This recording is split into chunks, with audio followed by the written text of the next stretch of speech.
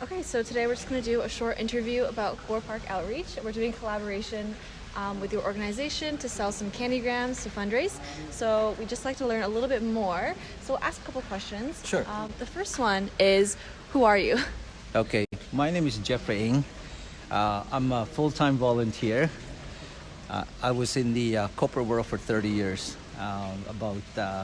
In 2015, I decided to walk away from all of that because it's never good when you're on a first-name basis with people at the airport. That means you're traveling too much. Plus the fact that my son was going to go to university here at Mac. So I decided, you know what, I kind of missed the bulk of his high school days.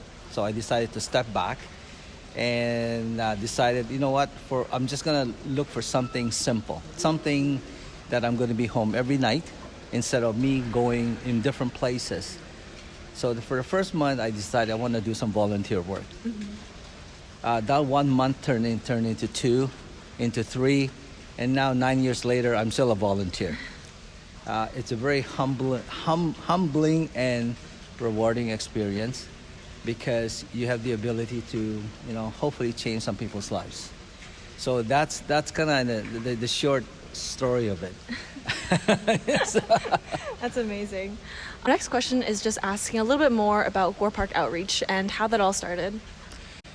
I was involved in different outreaches, particularly here in Hamilton and Burlington. But what gravitates me towards Hamilton is that the level of need. The level of need here in Hamilton is very different. It's kind of similar to Toronto. You don't see much of that in different communities. So I kind of gravitate here. And during the COVID lockdown, there was a call out for frontline volunteers and healthcare workers. So me and my friends, we decided, you know what, let's do our civic duty, let's do it, and COVID will be over in 8 to 10 weeks. Mm-hmm. Never happened. So we decided, okay, but we still, pursue it. We accepted the risk, but we tried our best to be as, we practice safe practices. Mm-hmm. But what really started with Gore Park is that one day I was coming home. I noticed there's a lot of tarps flapping in the wind around Gore Park. So I just went in, talked to some people, and I was appalled. I was appalled by what I saw. Because during COVID, a lot of our fellow citizens were displaced. And again, this is no finger pointing on anybody. It's just nobody knew what COVID was. So we decided, you know what, I was talking to them, and a lot of the times, they say that the places that they go to, because of social distancing, right? Mm-hmm. So there's limits. So they're not able to get in. And they're basically in the places where they can get at least a soup or a sandwich shut down as well. Mm-hmm. So they were literally cold, starving, and hungry, like literally. So me and my friends, we went back the following week. We decided we're going to do this for 8 weeks. We figured, again, COVID will be over in 8 weeks. Did not happen. So while we were serving during those 8 to 10 weeks, we noticed that there's a different people coming as well. Mm. So we were kind of surprised. We figured, our focus was strictly on the people living around Gore Park. We started to see seniors coming, people with disability, and so on and so forth. So it kind of puzzled us, but we were not totally surprised. Mm-hmm. And on our very, very last day at Gore Park, we said, you know what, that's it. We're shutting the whole thing down. We did our civic duty. A wonderful senior approached me. And on that particular day, I actually saw her sitting in the park. It was a beautiful day like this, you didn't think much of it, right? Yeah. So we just said, hey, look, she was enjoying the day at the park, that was it. But she kind of tapped me on the shoulder while we were packing up, and she said to me in a very soft and gentle voice, do you have any food left over? So all this time you can kind of tell she was extremely shy. She did not make any eye contact. She was just looking at the ground. You can kind of tell she was embarrassed. So I said, you know what, ma'am, I have some food left over, and let me get it for you. And she said, I don't have any money to pay you. And when she looked up, she was skin and bones. So it affected me deeply because, when you hear stories like she only eats 1 meal a day, it's either money for food or money for utilities. And I said to myself, we live in one of the richest country in the world, right? There's really no reason for it. So we decided among our friends. I said, hey, you guys want to do it for another 8 weeks? What do you think? Just 8 weeks.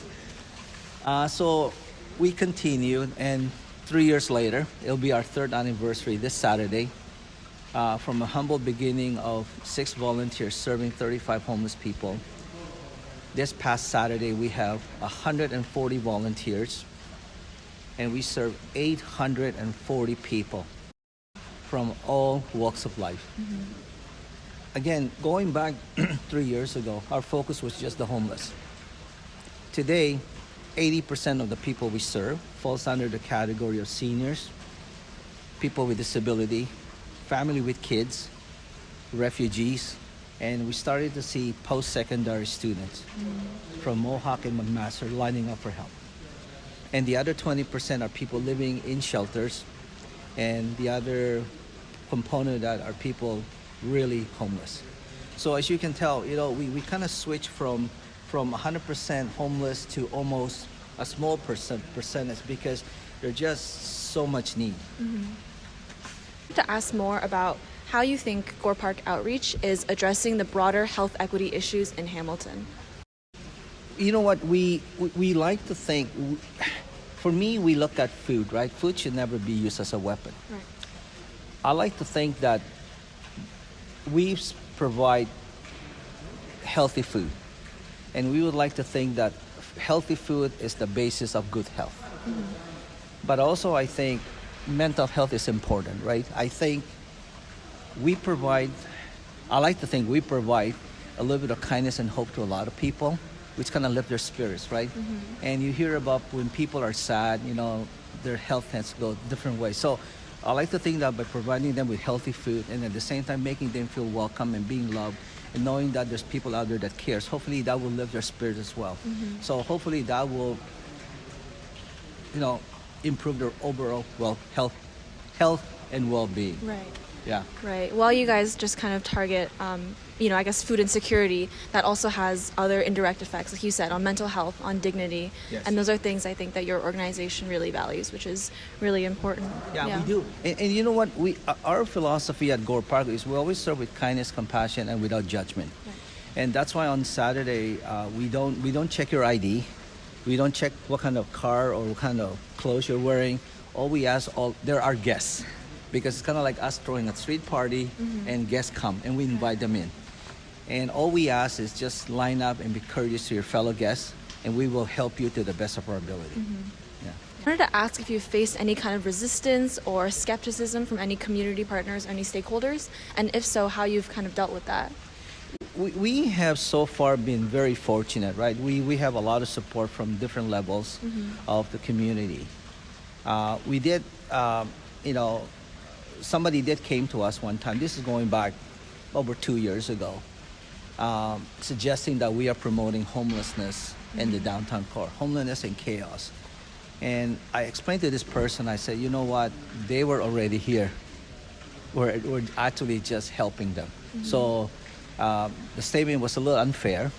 But then again, you know what, they voiced their opinion and we have to listen to it, right? But we just have to explain on our side that in over almost 3 years, it has been quite peaceful at Gore Park, because we welcome everybody as is. When people come, particularly people that are, living on the street, they know we're there for them, right? So they're very respectful. Right. And if I may add to it, just because they're living on the street, that means they're bad people. Most of them are really decent people that just basically, unfortunately, circumstances beyond their control, they're on the street. Yes.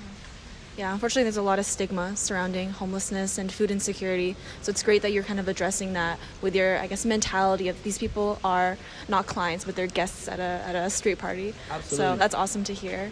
You know what? At the end of the day, they're fellow human beings, and we got to treat each other with respect and dignity. Yeah. How can McMaster students help? And is there anything else that you'd like to share with the greater Mac community? Number one is that we are 100% volunteer-based. We don't have a working budget. We survive through the generosity of others. For lack of a better word, we're good in dumpster diving in a good way. So we approach stores, factories, and we basically rescued food that are basically not saleable, but still good for the average person. So we rescue that food, we repurpose it, and as a result, we're able to serve a lot of people. So my suggestion is this: it's like we partner with different people, and one of the things that I like to show this. This is we have a program right now at Gore Park where a lot of parents there encourage their kids as young as 10 years old. And what they will do, they will buy the paper bag and they will write their little notes. And the mom and dad will put stuff in it. And this way, we give this to seniors or whoever needs it. It's kind of neat, isn't it? It's a little way of saying, hey, look, you matter, right? Where everything is custom made. And we also recently, I gotta show my products. We partnered with Hillfield Strat Island. Here, I'll show this to you. Yeah, I'll show this to you. These are lip balm basically produced in-house by students. They gather all the materials, they package it, and look at it, it's so professionally done. Thank you. So my advice is that I always say to people,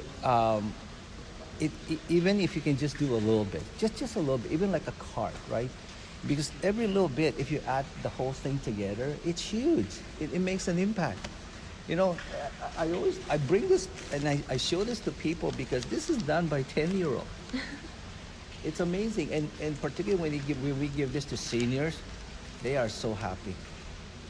They are so happy, yeah. So again, no little deed is too small. Continue, just always look ahead, be positive. And I said this to Tina on the way here. Gore Park, our focus is not about people needing help, right? Our focus is the power of people coming together, a community working together. I think that's the story here, the kindness of people. And I think we should focus on that instead of just, the negative side. And this is my opinion and my suggestion to the students at Mac and everybody else. Okay, amazing. Well, that's all the questions we had. Thank you so much again. Thank you. Any question, let me know.